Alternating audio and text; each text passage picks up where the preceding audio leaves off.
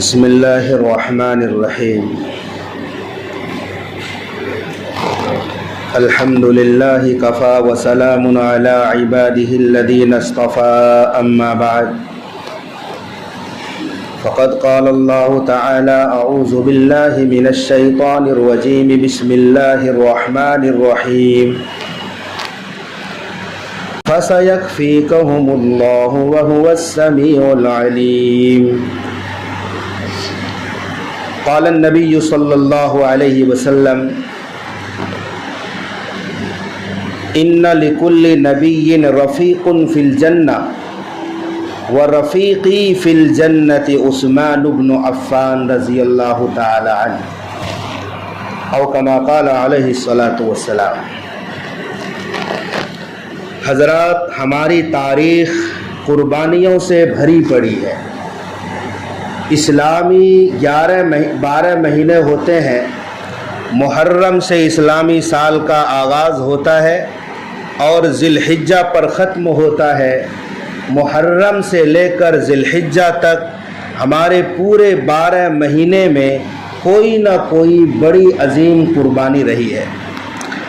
چنانچہ یکم محرم کو حضرت عمر فاروق کی شہادت، اسی محرم کی 10 تاریخ کو حضرت حسین ابن علی رضی اللہ عنہ کی شہادت، اسی طرح آپ مکی دور دیکھ لیں، مدنی ادوار کی قربانیاں دیکھ لیں، اور اسی اسلامی سال کے آخری مہینے ذی الحجہ کے 18 تاریخ کو خلیفہ ثالث داماد رسول ذو النورین شرم و حیا کے پیکر، مسجد نبوی کے وسیع کرنے والے، بیر روما کو خرید کر وقف کرنے والے، بہت زیادہ اللہ سے ڈرنے والے عثمان غنی رضی اللہ عنہ کی شہادت 18 ذی الحجہ کو ہوئی ہے۔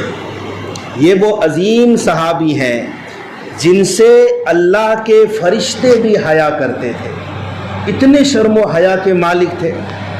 صحابہ کرام ستاروں کی مانند ہیں، اصحابی کالنجوم، میرے آقا کی حدیث ہے، میرے صحابہ ستاروں کی طرح ہیں، ستاروں کی طرح ہے، کسی میں روشنی کم ہے، کسی میں زیادہ ہے، کوئی کسی خوبی کے مالک ہے، کسی میں کوئی خوبی ہے۔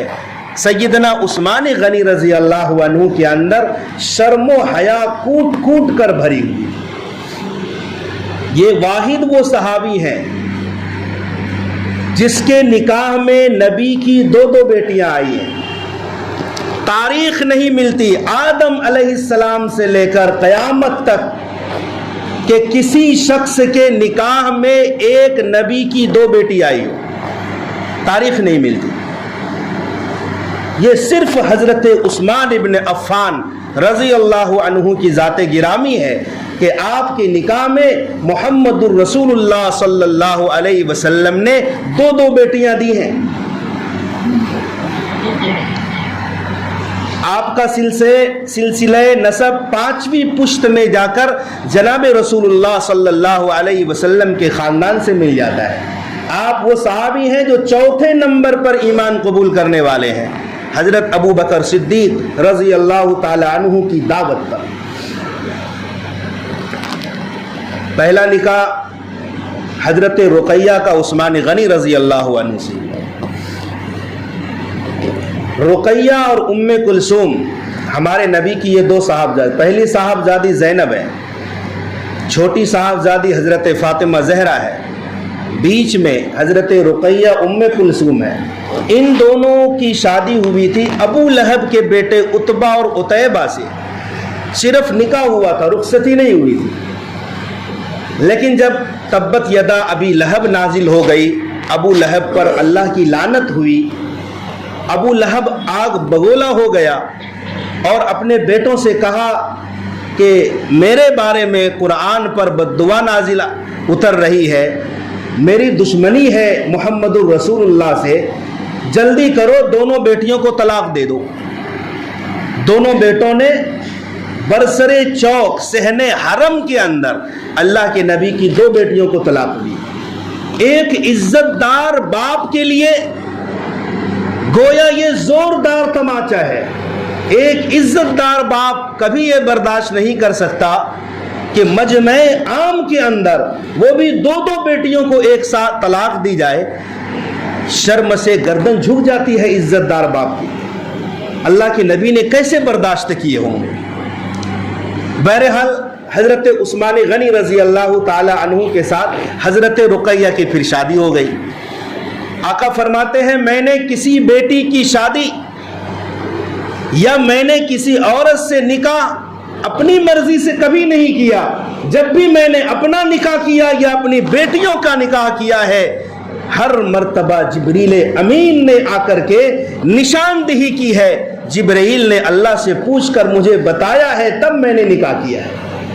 گویا آقا نے کسی بھی بیٹی کی شادی اپنی مرضی سے نہیں کی ہے، اللہ کی مرضی سے کی ہے۔ نبی نے اپنا نکاح اپنی مرضی سے نہیں بلکہ اللہ کی مرضی سے کیا ہے۔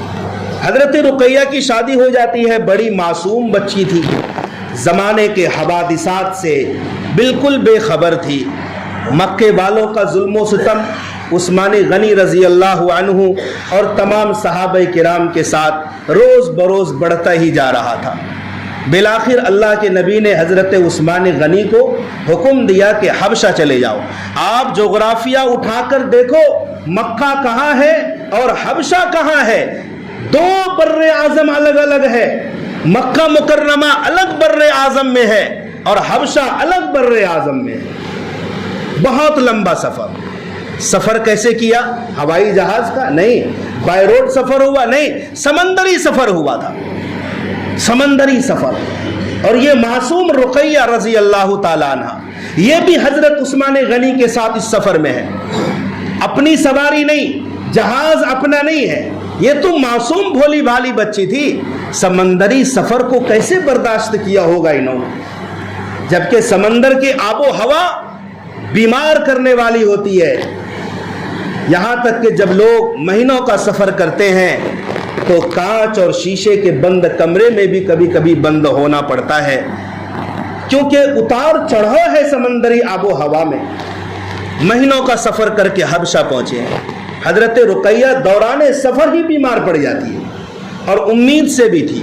حضرت عثمان رضی اللہ تعالی عنہ کا ایک لڑکا رقیہ کے بطن سے ہے، عبداللہ نام تھا ان کا، جو بچپنے میں ہی فوت ہو گیا، تو یہ دوران سفر ہی بیمار پڑ گئی۔ ادھر کچھ دنوں کے بعد یہ خبر مشہور ہو گئی، جو کہ غلط خبر تھی، کہ تم لوگ حبشہ میں کیا کر رہے ہو؟ ادھر مکے میں محمد کا قبضہ ہو گیا ہے، وہاں تو لوگ امن و امان سے نمازیں ادا کر رہے ہیں، سب کچھ اسلامی ڈھانچے میں بدل چکا ہے۔ عثمان غنی رضی اللہ عنہ نے اپنی بیوی رقیہ سے مشورہ کیا کہ کیا کرنا ہے۔ دونوں نے کہا کہ کافی دن ہو گئے، ہمیں محمد صلی اللہ علیہ وسلم کی زیارت کرنی ہے۔ بیٹی رقیہ نے کہا کہ مجھے بھی ابو جان کو دیکھنا ہے۔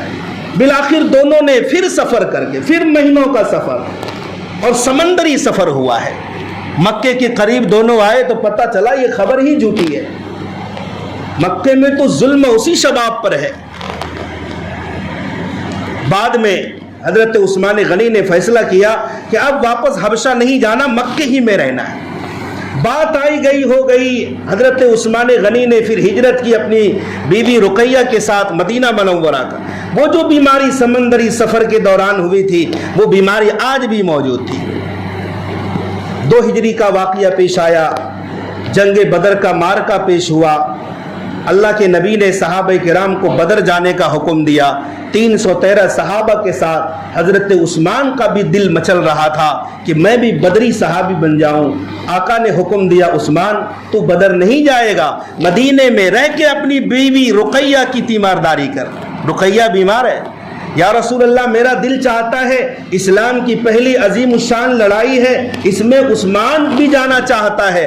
آقا نے فرمایا عثمان میری بیٹی کی دیکھ بھال کر، جو ثواب اور اجر اصحاب بدریین کو ملنے والا ہے وہی ثواب تجھے مدینے میں رہ کر ملے گا، اور مال غنیمت اگر حاصل ہوا تو جو مال مجاہدین کے درمیان تقسیم ہوگا تجھے بھی وہ مال ملے گا۔ حضرت عثمان جنگ بدر میں شریک نہیں ہے، لیکن کمانڈر جو حکم دے دے، فوج کا جو کمانڈر ہوتا ہے وہ حکم دے دے تو حکم کی تعمیل ضروری ہوتی ہے۔ جنگ بدر میں جب جیت ہوئی مسلمانوں کی اور مسلمان مدینہ منورہ کی طرف واپس پلٹے تو لوگوں نے دیکھا کہ حضرت رقیہ کا انتقال ہو چکا ہے اور لوگ دفنا کر کے ہاتھ سے مٹی جھاڑتے ہوئے گھروں کی طرف لوٹ رہے ہیں۔ حضرت عثمان رنجیدہ رہنے لگے، غمگین ہو گئے، کچھ بولتے نہیں تھے۔ آقا نے ایک دن عثمان غنی کو بلا بھیجا، کہا عثمان کیا بات ہے، میں تجھے غمزدہ دیکھ رہا ہوں، بہت چپ کر رہتے ہو، کیا ماجرا ہے؟ حضرت عثمان غنی نے فرمایا کہ میرا آپ سے دو طرح کے تعلقات تھے، ایک تو روحانی تعلقات، دوسرا جسمانی تعلقات کی آپ کی بیٹی میرے نکاح میں تھی، ایک رشتہ اب ٹوٹ چکا ہے۔ آقا نے فرمایا عثمان خوش رہا کرو، غم مت کرو، میں اپنی دوسری بیٹی ام کلثوم کو بھی تیرے نکاح میں دیتا ہوں۔ دوسری بیٹی دے دی۔ ام کلثوم کا بھی ایک عرصے کے بعد انتقال ہو گیا۔ حضرت عثمان پھر غم زدہ رہنے لگے۔ آقا نے فرمایا عثمان تو مجھے اتنا پیارا لگتا ہے، اگر محمد کی 40 بیٹیاں بھی ہوتی ایک ایک کر کے تیرے نکاح میں دے دے گا۔ اتنا عزیز، اتنا پیارا عثمان غنی کا اخلاق تھا، اللہ کے نبی کو اتنا عزیز تھا یہ بندہ، خوف خدا کا یہ عالم تھا۔ آپ اتنا روتے تھے کہ جب کسی قبرستان پر تشریف لے جاتے تو قبر کو دیکھ کر اتنا روتے تھے کہ آپ کی گنجان داڑھی مبارک آنسوؤں سے بھیگ جاتی۔ داڑھی گھنی ہو، ایک دو قطرے سے تو داڑھی بھیگے گی نہیں، آنسوؤں کی ایک لڑی جاری ہو جاتی تھی۔ حضرت عثمان اتنا روتے تھے۔ پوچھنے والے نے پوچھا یا عثمان جنت جہنم کا تذکرہ ہوتا ہے، آپ اتنا نہیں روتے، لیکن قبر پر آتے ہی آپ زار و قطار روتے ہیں، کیا معاملہ ہے؟ حضرت عثمان غنی فرماتے کہ یارو قبر آخرت کی منزلوں میں پہلی منزل ہے، جو یہاں پھنس گیا بعد میں بھی پھنستا چلا جائے گا، اور جو اس منزل سے نجات پا گیا وہ بعد کی منزلیں بھی ان کے لیے آسان ہو جائے گی۔ ہر شخص چاہتا ہے جب سفر کا ارادہ ہوتا ہے تو سفر کا ساتھی ہوشیار ہو، مزاج شناس ہو، رقابت ہو، آپس میں دوستی ہو، دوران سفر کچھ مدد مل جائے۔ آقا کیا فرماتے ہیں؟ لِكُلِّ نَبِيٍّ رَفِيقٌ فِي الْجَنَّةِ، جنت میں ہر نبی کا ایک رفیق ہوگا، ایک یار ہوگا۔ وَرَفِيقِي فِي الْجَنَّةِ عثمان بن عفان، اور جنت میں میرا ساتھی، میرا دوست، میرا رفیق عثمان بن عفان۔ شرم و حیا کے مالک تھے۔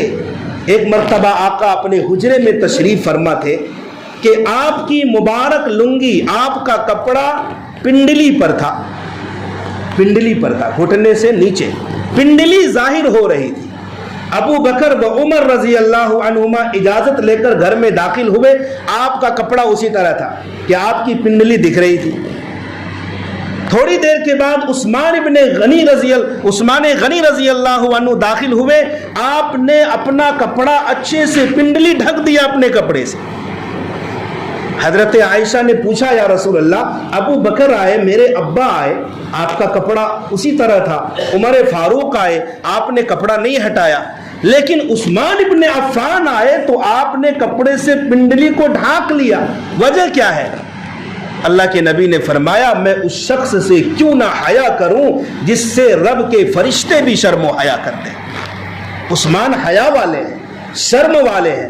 گوارا نہیں ہوا مجھے کہ جس بندے سے اللہ کے فرشتے شرماتے ہوں میں محمد الرسول اللہ کیوں نہ حیا کروں۔ یہ وہ عثمان غنی ہے۔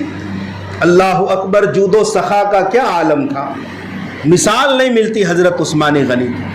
جیش العسرہ، تنگی والا لشکر، غزوہ تبوک ہمارے نبی کا آخری غزوہ، 62 سال کی عمر میں، بڑھاپے کی عمر میں، آپ کے سر اور داڑھی مبارک میں 1 درجن سے زیادہ بال سفید ہو چکے تھے۔ اس عمر میں آپ نے آخری لڑائی جیش العسرہ غزوہ تبوک کے لیے لشکر کا اعلان کیا۔ لوگ تو بہت آئے لیکن سامان رسد نہیں تھا، توشہ نہیں تھا، لڑائی کے لیے اسلحے کی ضرورت تھی، پیسوں کی ضرورت تھی، اور تنگی کا زمانہ تھا۔ مدینہ منورہ میں کھجوریں پک کر لٹک رہی تھی، یعنی فصل کاٹنے کا موسم تھا۔ صحابہ پریشان، ایک طرف فصل کاٹنے کا وقت ہے، کھجوروں کی کاشت پر ہی اور پیداوار پر ہی مدینہ منورہ کی سالانہ زندگی کا دار و مدار ہے، اور ایک طرف جیش الاسرہ تبوک کا سفر ہے، لمبا سفر ہے، مہینوں کا سفر ہے، رومیوں سے مقابلہ کرنا ہے، 40,000 کی فوج سے ٹکرانا ہے، معمولی بات ہے، وہ بھی اسلحے سے لیس۔ اور ادھر اللہ کے نبی کے یار، آپ پر جانثار صحابہ کرام کا یہ حال ہے، اسلحے کی کمی ہے، گھوڑے نہیں، اونٹ نہیں۔ اللہ کے نبی نے اعلان فرمایا، چندے کا اعلان ہوا ہے۔ عثمان ابن عفان رضی اللہ تعالیٰ عنہ کھڑے ہوئے، یا رسول اللہ، میری طرف سے 200 اونٹ مع ساز و سامان اور اسلحے کے اللہ کے راستے میں وقف کرتا ہوں۔ 200 اونٹ، ایک اونٹ کی قیمت 50,000 بھی اگر پکڑو تو 1 کروڑ کا اعلان ہوا، صرف اونٹوں کی قیمت۔ 3 مرتبہ ہمارے آقا نے اعلان فرمایا 970 اونٹ، 30 کم 1,000 اونٹ۔ حضرت عثمان غنی نے اسی مجلس میں اعلان فرما دیا۔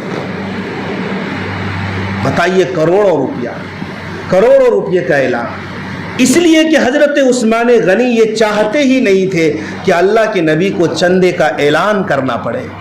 منشا کو سمجھتے تھے عثمان غنی، اور نہ صرف اونٹوں کا اعلان کیا، اونٹوں کا صرف اعلان نہیں، 100 گھوڑے بھی راہ خدا میں، اور 5.5 کلو سونا، 1,000 دینار اشرفی، 5.5 کلو سونا، 700 اوقیہ چاندی۔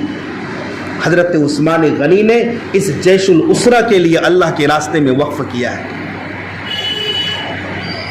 کتنے بڑے سخی تھے حضرت عثمان غنی، 1/3 لشکر کا سامان مہیا فرمایا۔ تو جب حضرت عثمان غنی نے 1,000 دینار اشرفی سونے کے سکوں کو اللہ کے نبی کے قدموں میں لا کر رکھ دیا، تو اللہ کے نبی نے کیا تاریخ اعلان فرمایا؟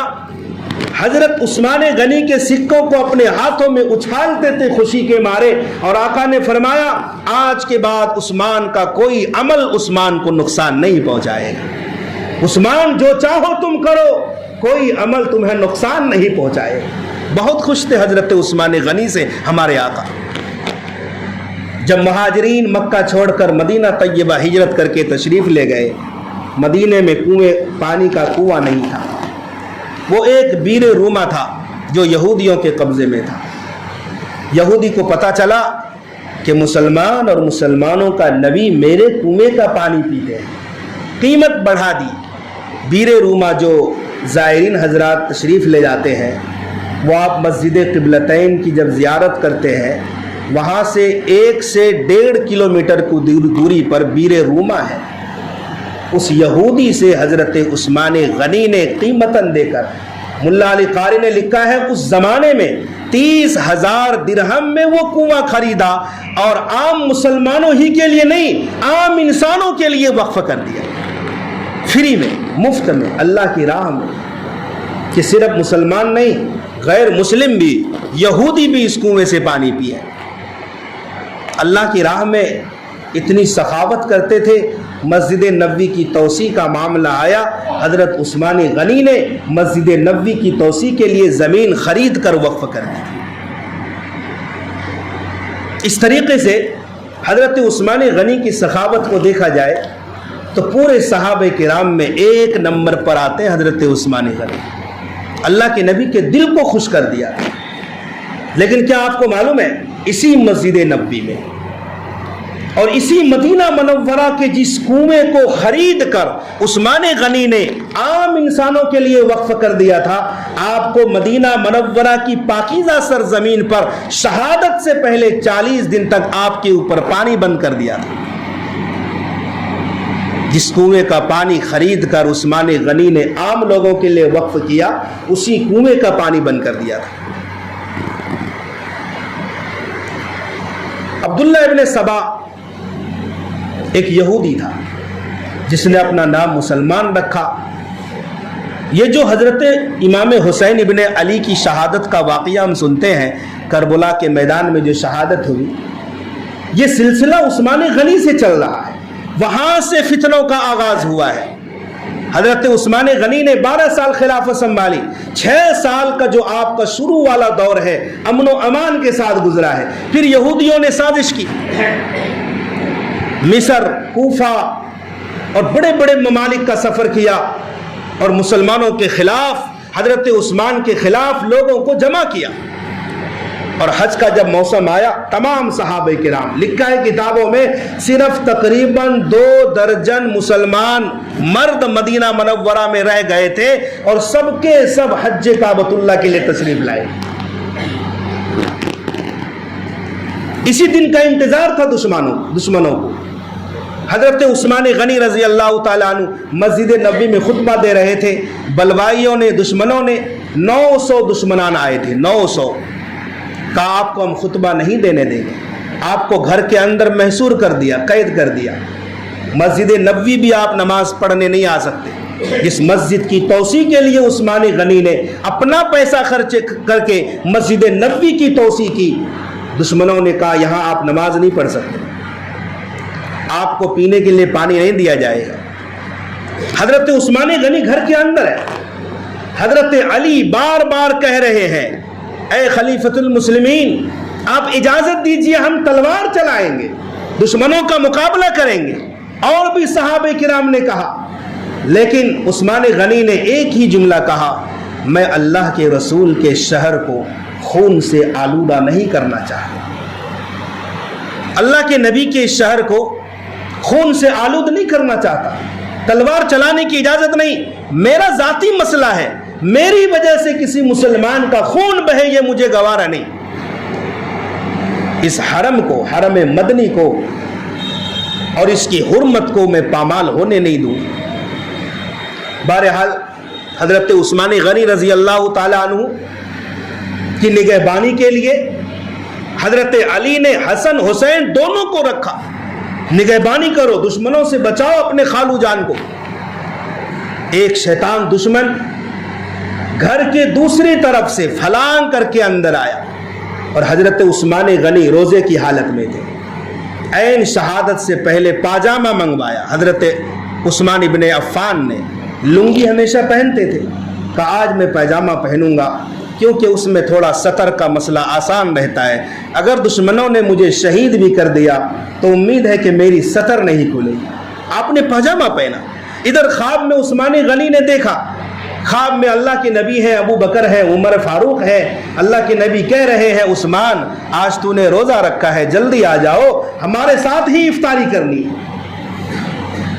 تو اپنی بیوی نائلہ جو اس وقت موجود تھی کہا کہ میں نے یہ خواب دیکھا ہے، لگتا ہے میری شہادت بہت نزدیک ہے۔ وہ دشمن فلان کر کے جب آیا، حضرت عثمان غنی قرآن کی تلاوت کر رہے تھے، پہلا پارہ آخری صفحہ پڑھ رہے تھے، وہاں پر ایک آیت ہے فَسَيَكْفِيكَهُمُ اللَّهُ وَهُوَ السَّمِيعُ الْعَلِيمُ، اسی آیت کی تلاوت کر رہے تھے، اس نے لوہے کے راڈ سے حضرت عثمان غنی کے سر پر حملہ کیا، جو خون گرانا وہ اسی آیت کریمہ پر گرا ہے۔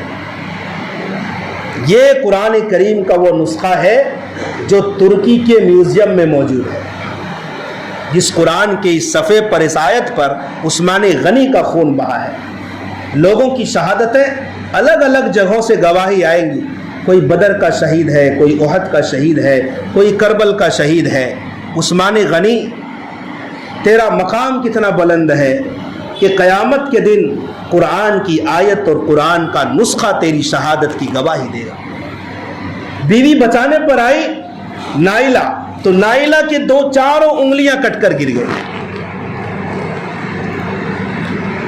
دشمنوں کو یہ بھی گوارا نہیں تھا کہ عثمان ابن عفان کی قبر جنت البقیع میں بنے، یہ بھی گوارا نہیں تھا۔ وفاء الوفا تاریخ مدینہ میں علامہ سمہودی رحمت اللہ علیہ نے لکھا ہے کہ عثمان غنی کی جو قبر بنی تھی جنت البقیع میں نہیں تھی، جنت البقیع کے باہر جس کا نام خشل کوکب ہے، ایک باغ نما تھا، وہ بھی حضرت عثمان غنی کی ملکیت تھی۔ 5-6 صحابہ کرام نے جنازہ اٹھایا حضرت عثمان غنی کا، ابن متیم نے آپ کی نماز جنازہ پڑھائی، اور حال یہ تھا اتنی بے کسی کے ساتھ مظلومانہ شہادت ہوئی کہ جنازہ اٹھانے کے لیے 5-6 سے زیادہ کی تعداد نہیں تھی، کیونکہ حج کا موسم تھا۔ لالٹین لے کر کے آگے آگے آپ کی بیوی حضرت نائلہ جا رہی تھی، اور دشمنان اسلام، دشمنان عثمان حضرت عثمان کے جنازے پر پتھر برسا رہے تھے۔ مدینہ منورہ کی باؤنڈری سے باہر آپ کو دفن کیا گیا ہے، جنت البقیع میں نہیں۔ بعد میں جا کر کے مروان ابن حکم ایک اموی خلیفہ آیا تھا، اس نے جب مسجد جنت البقیع کی توسیع کی تو حضرت عثمان غنی کی قبر جنت البقیع کے اندر آ گئی بعد میں۔